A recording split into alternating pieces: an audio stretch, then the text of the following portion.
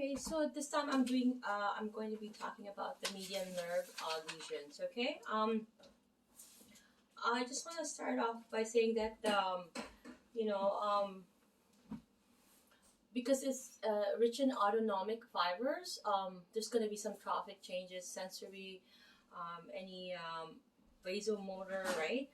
And also there's going to be like edema in the hand. Also, I wish I could show you the picture, but I'm trying to position it in the hand. Um, and keep in mind that it's the opposition is lost, so it's inability because this is wasting, the thinner is wasting, and this one is inability to oppose, right? Right, so it's not gonna able to touch.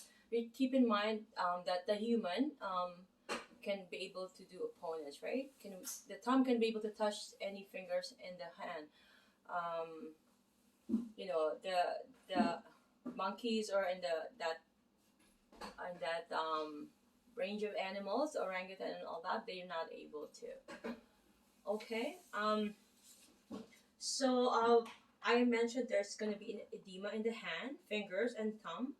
So there's going to be nail changes, ridges, and skin changes, right?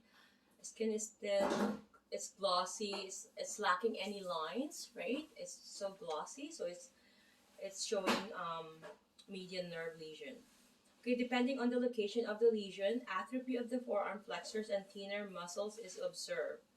Okay, there's a risk of cosalgia with a median nerve lesion. So keep that in mind. I'm gonna post a video that I did about cosalgia. It's about nerve pain. So anybody who has cosalgia, they're also at risk for a median nerve lesion. Okay, so I'm trying to practice how to do the ape hand. The ape hand is like this, and then the oat hand is like this, right? So we just have to like keep the difference into our head. Let's say for exam, right? Because I have did a video about the difference of the claw hand or ulnar nerve lesion and medial nerve lesion, right? Which one is which? If you can watch that, okay? So sensory dysfunction as a result of a lesion. Of course, there's going to be altered sensation experienced on the thumb, index, middle, and one half of the ring finger on the flexor, which is the palmar surface, including the distal two-thirds of the palm. This extends from the middle to the distal phalanx of the extensor surface. So anesthesia occurs at the distal interphalangeal joint of the index and middle fingers. Okay. I'm just checking what else I have not mentioned. Okay, I'm just gonna quickly mention the muscles that are innervated by the median nerve. Okay, pronator teres, flexor, all the flexor pretty much, flexor carpi radialis, flexor digitorum superficialis, flexor digitorum profundus, radial or lateral half. Innervation is shared with the ulnar nerve, so palmaris longus. So this muscle is absent up to 20.4% of the population. Okay, so flexor phallusis longus, pronator quadratus, thinner muscles, and of course the abductor pollicis brevis, the opponens pollicis, the flexor pollicis brevis, and the first and second lumbricals. Okay, and obviously it will be the causes will be the same in general causes with all the rest of the lesion that I did, the cranial nerve lesion, ulnar nerve lesion will be the same causes. And to differentiate, let's say fractures of the elbow, wrist, and carpal bones, this nerve is rarely injured at the upper arm. Only 8% of the humerus fracture involve this nerve. Okay, so just to keep that in mind. And for this dislocation of the elbow, wrist, or carpal bones, primarily the lunate and scaphoid. You heard of the lunate dislocation, right? Or the lunate, there's that term I kind of forgot.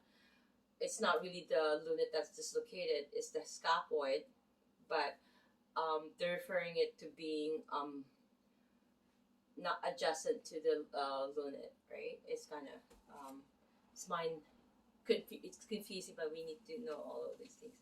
Okay, usual compression. trauma and fractures, right?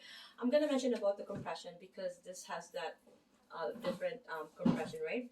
Compression from fibrosis and hypertonicity in overused muscles or the carpal tunnel, which can lead to entrapment of the nerve, and for example, pronator teres syndrome and carpal tunnel syndrome. Okay, this can result in the first degree neuropraxia and or second degree axonomesis or nerve lesion. Okay, so the median nerve innervates primarily the flexor muscles in the forearm and hand. So the most notable function of these muscles is their precise performance of hand movements, right? Especially in the thumb and index finger, this opposition, right? Like I said, right? So I guess, we need to know this, okay, right? Before I forget, I'm just gonna check. Okay. So the median nerve originates from the medial cord and the lateral cord. Okay, comprised of C8 and T1 for the medial cord, and then lateral is C5, C6, and C7 of the brachial plexus. Okay. So traveling as a neurovascular bundle with the axillary brachial artery, the median nerve follows a path down the radial aspect of the arm from the axilla to the cubital fossa, and the median nerve travels with the axillary artery on its radial side, and then the musculocutaneous nerve and the coracobrachialis muscle on its ulnar side. Okay, so and then the nerve travels the cubital fossa and runs between the heads of the pronator teres muscle.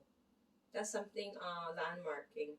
So from here, it penetrates deeper, lying beneath the superficial finger flexors, specifically between flexor pollicis longus and flexor digitorum profundus.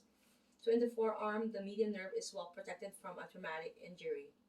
So those susceptible to compression by the pronator teres, flexor carpi radialis and flexor digitorum superficialis, those are susceptible for compression.